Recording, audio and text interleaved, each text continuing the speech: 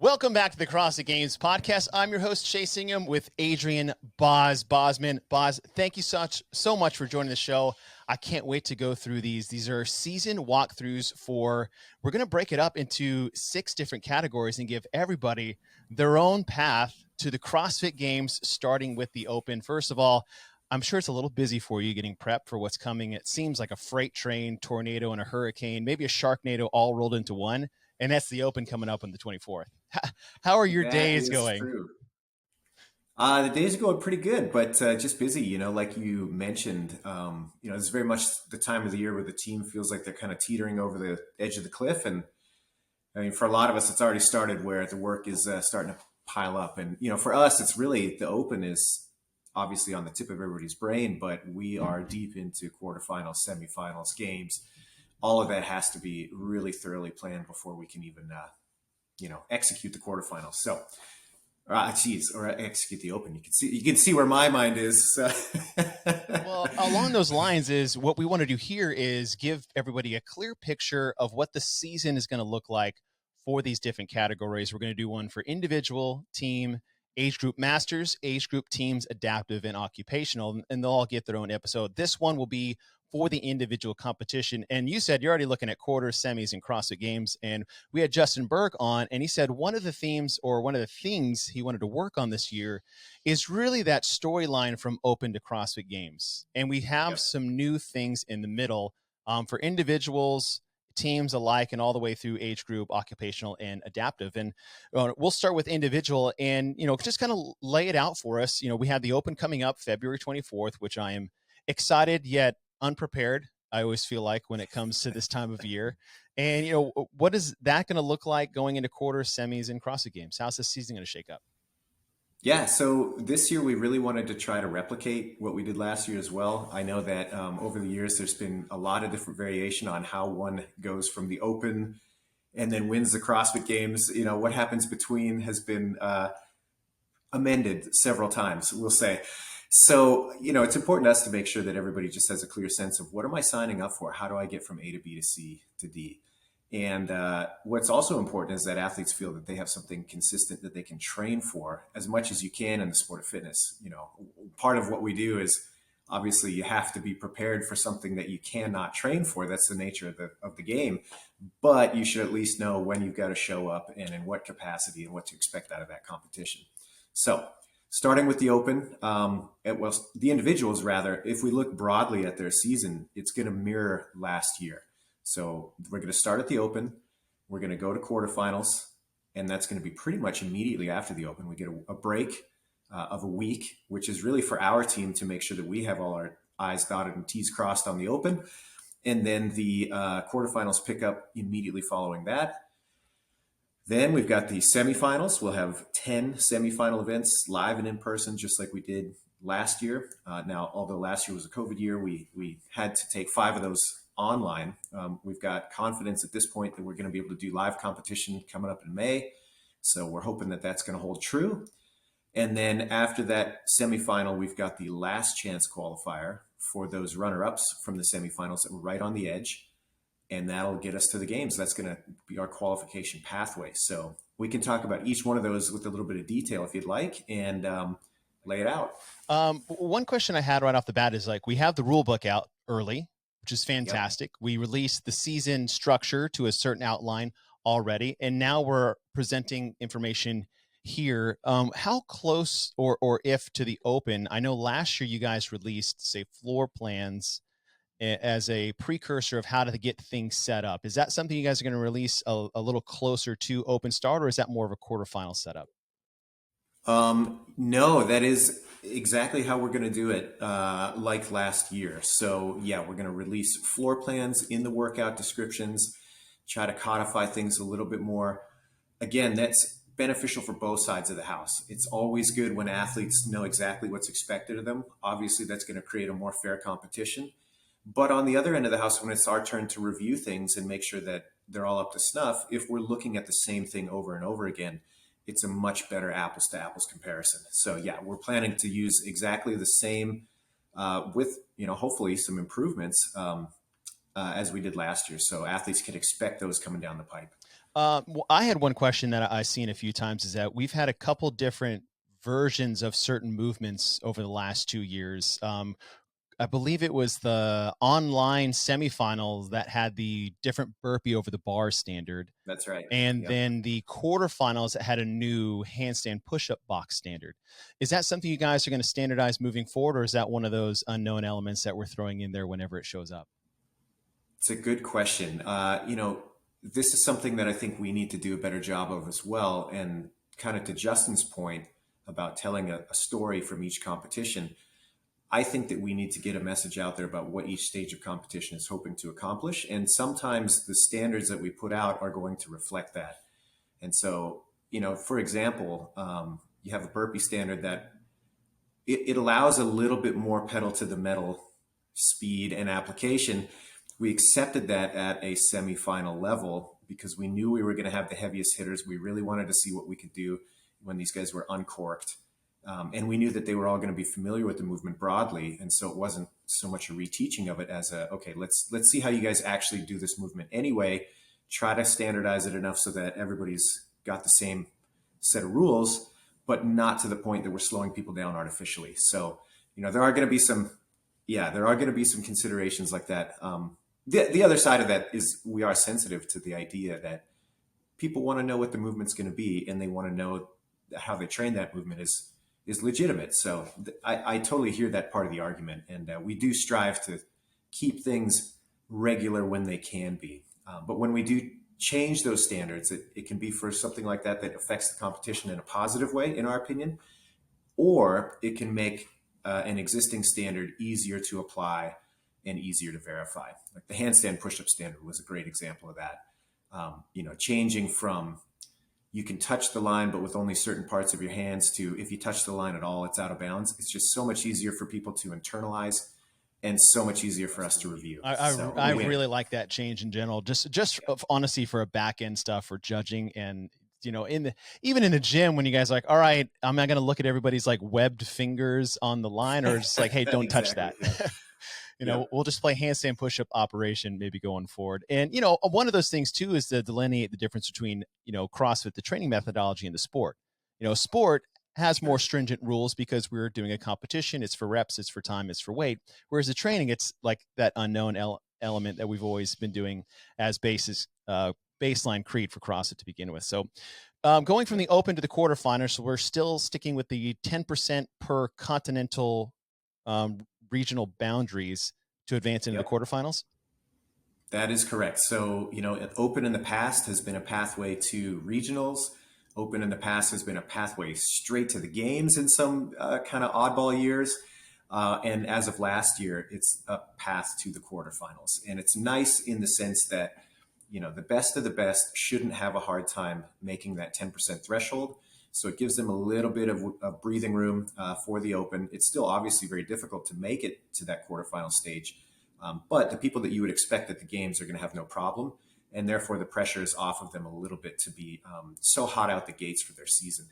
So, yeah, we're sticking with the 10% advance out of the Open to the quarterfinals. So pretty broad gate moving forward. And then the quarterfinals, just correct me if I'm wrong, you said the week after the CrossFit Games, what's the first date? I believe they get released and then they're Thursday to a Monday.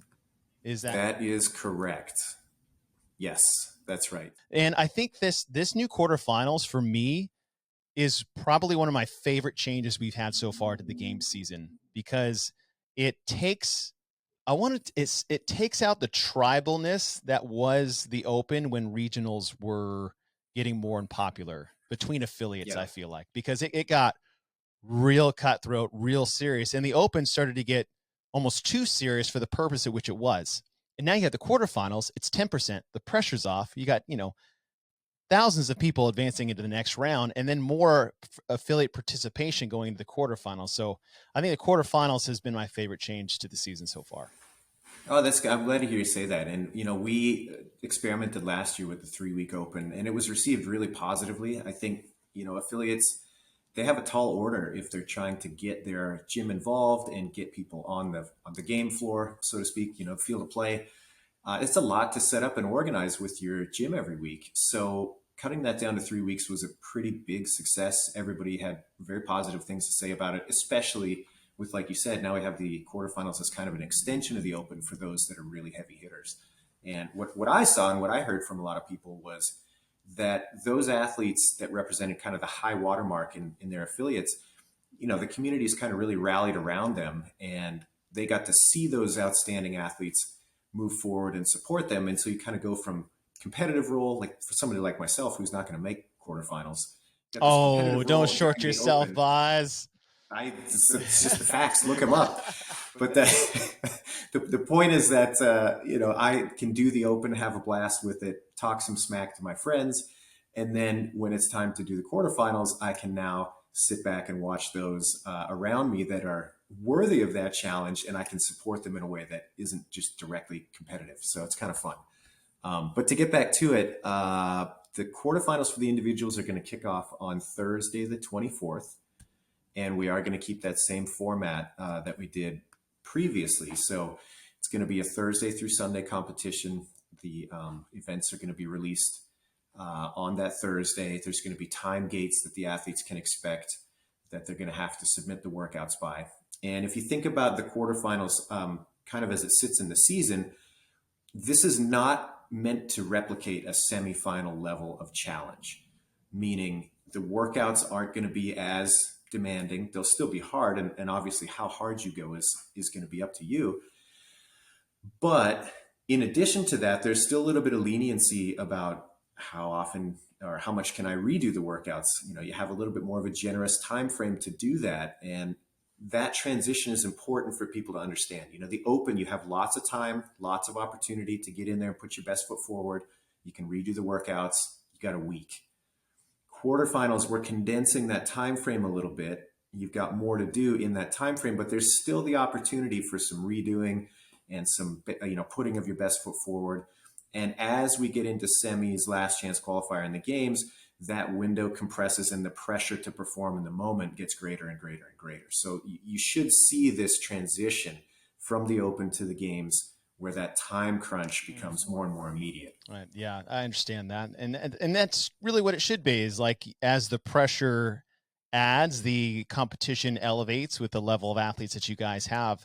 And, you just mentioned this, and Justin Berg had mentioned this too, is that it seems like the goal of as you guys program each stage is really to, one, not I don't think cater's the right word, but B, I would say difficult appropriate to the demographic at which you are testing, to also get the next demographic in line. And you said that about the quarterfinals not being a semifinal.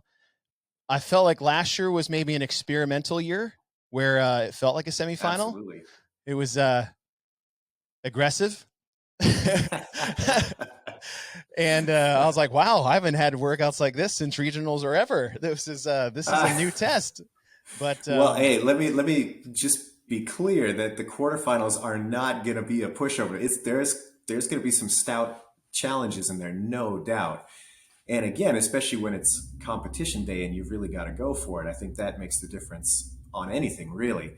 But we did learn a lot from quarterfinals last year, and we absolutely are going to take what we learned and apply it. And I think everybody's going to be pretty happy with what comes down the pipe. It's going to be fun to watch. Yeah, and I mean, that's CrossFit to a T, right? We adapt and evolve, and that's the whole point. So as we go from quarterfinals to semis, we have 6 continental regions. We have 4 semifinals in the U.S., 2 in Europe, 1 Asia, 1 Australia, 1 South America, and 1 in Africa.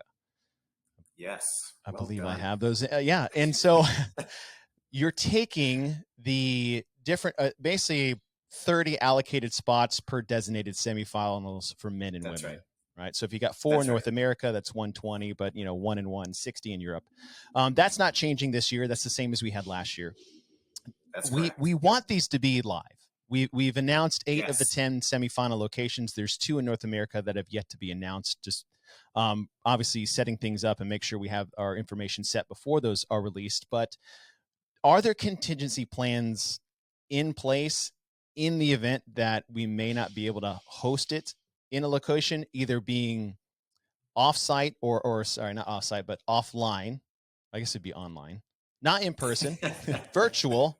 There's the word, virtual, There it is. or a potential of maybe moving location like we had the Mid-Atlantic CrossFit Challenge do last year?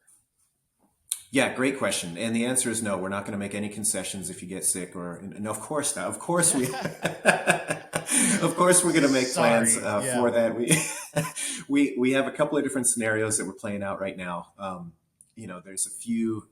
It's hard because you don't want to sound obtuse, and it's not that we're trying to withhold this information. It's that we're sitting here in January for an event in May in a really, really shifting landscape. It's difficult to predict. And so because of that, it's hard to put something out as the plan that may not be applicable a month from now. And then you have all this information out there that then has to be amended. So it's not that we're trying to be cryptic about it, but there is a certain level of trust that has to be placed in us that we do have plans for this, and we are going to make sure that those that qualify get their opportunity to show us what they've got and take their crack to get to the next step. So, that's the long and the short of it is absolutely. We've got plans in the background to make sure that everybody that qualifies is going to get a fair shake, because at the end of the day, we want to see the best at the games, and we know how hard it is to get there. And we know how hard these athletes work. We want to give them those opportunities to compete. Now, as you look at those, and obviously the plans are in the work, and that's what most people really want to know is that, are there contingency plans? Have you thought about this? And the answer is unequivocally yes. The one question I have is this is more particular to North America and Europe, because there are multiple semifinal events, is that, when you take the top 120 men and women out of, say, North America, how you allocate those athletes this year. I know last year they were given options available for them to choose from, but then we place them. Are you going to go more of a geographical route or some similar to what you guys did last year? The two primary factors that we're going to use this year are placement in the quarterfinals and geographic location. We talked to a lot of different groups last year about quarterfinals. We have our own internal athlete council. We have external groups that we've met with and discussed, just people that have written in that have been competitors or spectators, et cetera. And we've taken a lot of that and kind of figured out the best path forward. And we feel strongly that qualification process needs to be based on merit as a primary driver. So that being said, we're going to try to create a relatively even distribution of talent across those semifinals in North America and Europe. Yeah, that's going to be the big one. Now, tempering that has to be some geographical representation, because those events, they're run by outside organizers that we've partnered with, and they're going to have some hometown heroes and regional people that will be a real benefit to have at their event. And so we do have to take that into consideration as well, but that'll be the secondary factor. So primarily we're going to be looking at, let's make sure the cut on the competition is divvied up well, and then we can start to consider some of these geographical considerations. One geographical consideration you guys made last year was actually pretty big. Was, obviously it was much different times last year, but yet, still uncertain times now, was having Tia not compete in the Oceania regional.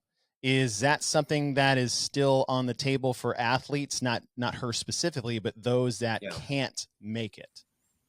Yeah, that's a great question. And I want to be clear, last year, a lot of people, because Tia is so high profile, they assumed that she was the one that, correct. Yeah, there was about a dozen athletes that were in the similar situation and got the same treatment.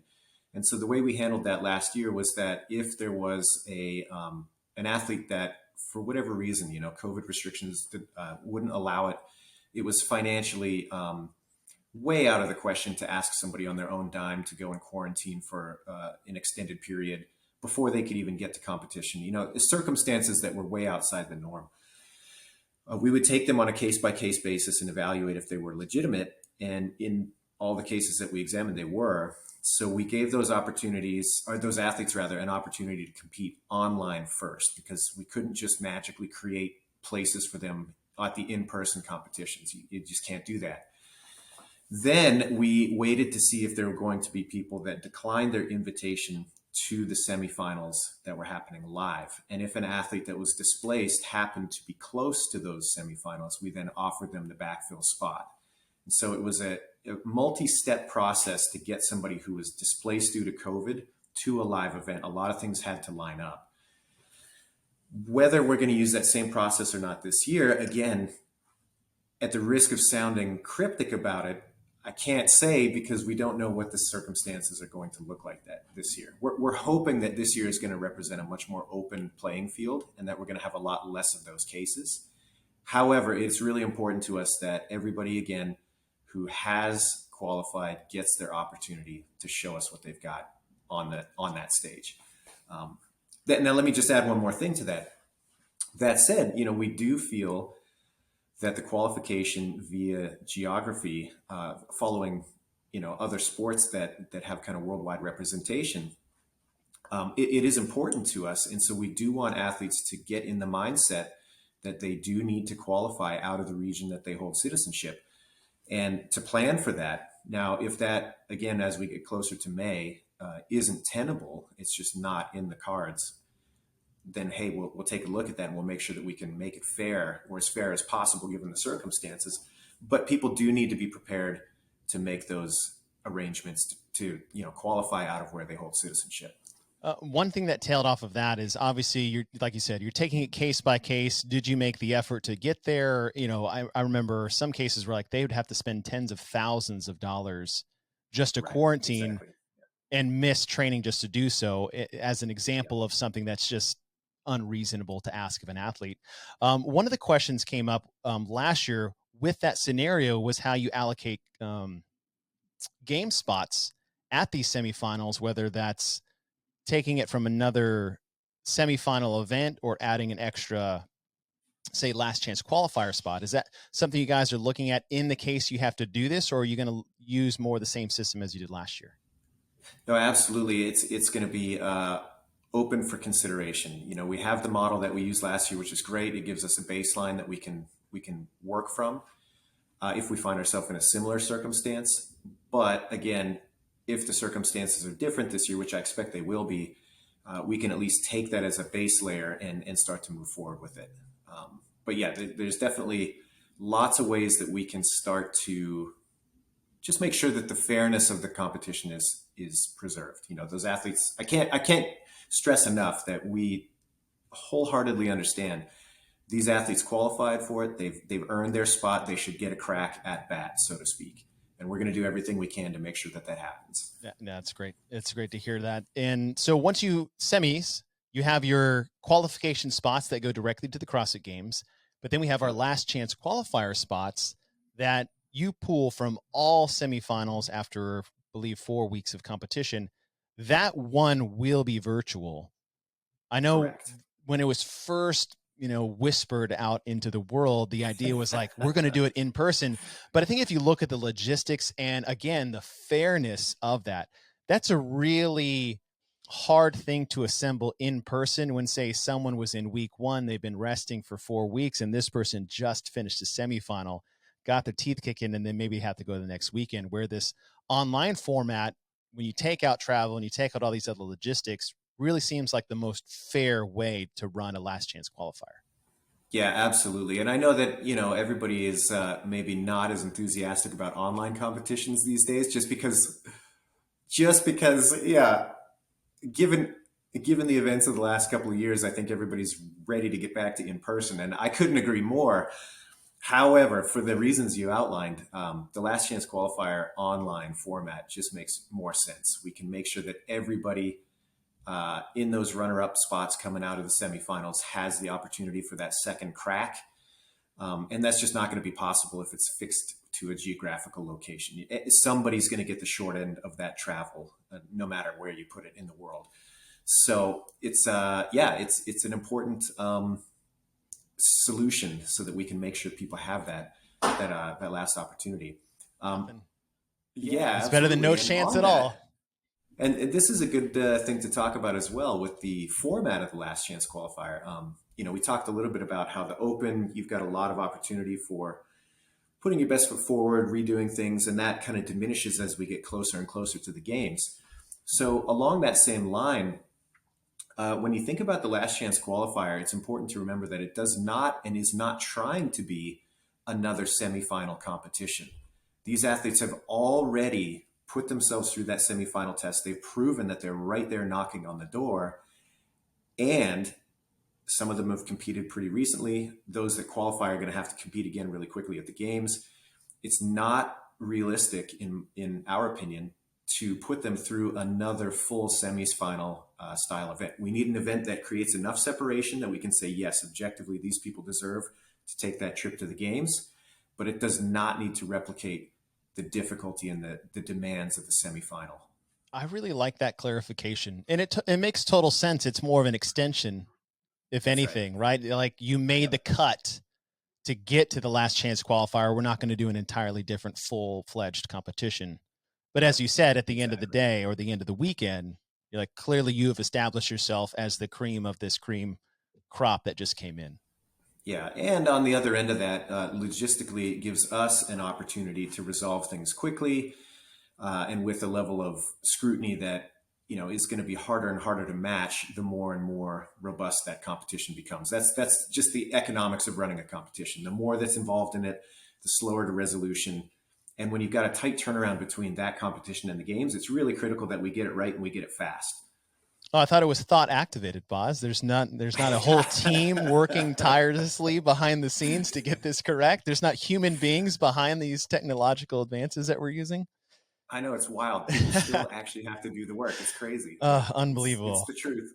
When will artificial intelligence do our job for us? Yep. All right, so we get through the semifinals, and now we look towards the CrossFit Games, and they have announced that it's a more of a condensed, relative to what we're used to. It's like, okay, is it going to be a Wednesday, Thursday off with a Friday, Saturday, Sunday? Or are we going to go Thursday straight to Sunday? Is it just going to be a weekend? And what we have you guys lined up so far is a Thursday to Sunday block out for the CrossFit Games for all divisions, unlike what we saw last year where we had the adaptive and masters in the earlier ones. But for the individual specifically, they have that 4-day block coming in for the CrossFit Games this year.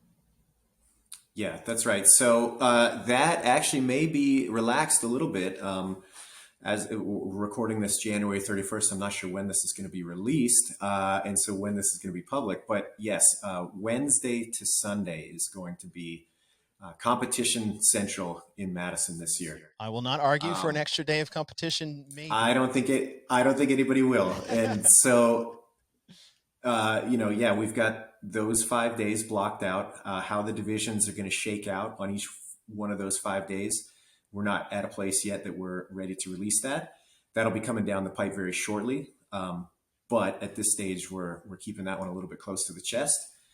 But yeah, you can expect to see a lot of divisional overlap at the games this year, which will be a lot of fun. We want to make sure that all of the divisions that we have are in the mix and highlighted and, at the forefront of everybody's mind. So the individuals, the teams, the adaptive, the masters, everybody that's there should be front and center at some point during the competition. That's our plan to let that happen. I love it. Well, that's the individual season from start to finish, from open, quarters, semis, last chance qualifier, and ending up at this year's CrossFit Games. Adrian, Bozman, thank you for joining the show. And this was our individual season.